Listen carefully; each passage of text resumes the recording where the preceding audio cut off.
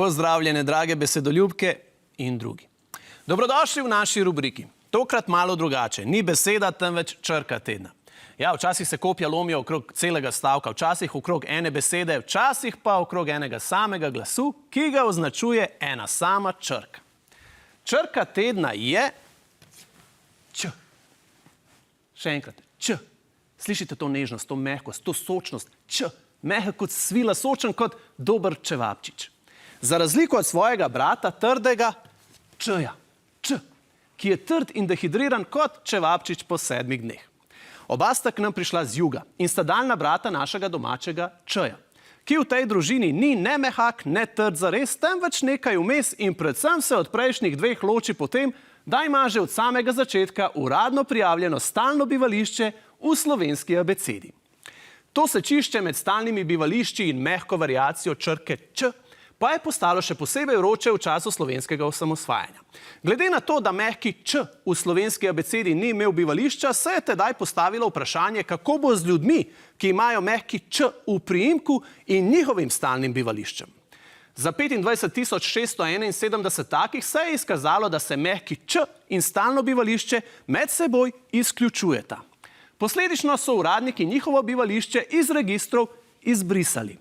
S tem so ti ljudje za sistem postali nevidni, kar se danes morda sliši kot neka super moč, a v vsakdanjem življenju izbrisanih ni šlo za nikakršno moč, temveč za zelo, zelo resen hendikep.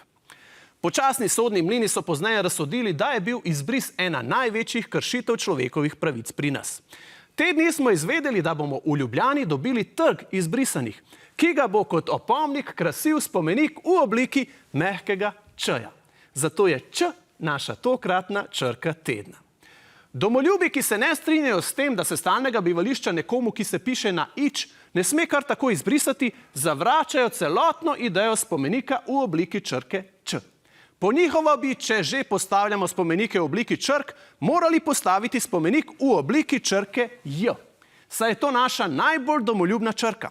Vrli domoljubni tviteraši jo prav fanatično tiščijo povsod, od koder jo slovenski pravopis sicer podi. Denimo v besede lažnivec, resnica, Luka Dončić in tako dalje. Črka J domoljubnim tviterašom povsod pride prav. Pri tem se sklicujejo tudi na dejstvo, da ima naše glavno mesto Ljubljana v svojem imenu ne enega, temveč 2 J-ja. Največ J-jev med vsemi slovenskimi mesti. Tudi ime in primek dotičnim domoljubom najbolj priljubljenega slovenskega politika se začneta s črko J. Kdaj bo črka J dobila svoj spomenik ali morda kar poseben muzej, zaenkrat ne vemo. Vemo pa, da je na natečaju za spomenik na trgu izbrisanih zmagala črka Č, ki je bila naša tokratna črka tedna. Kliken! Hvala, the best si!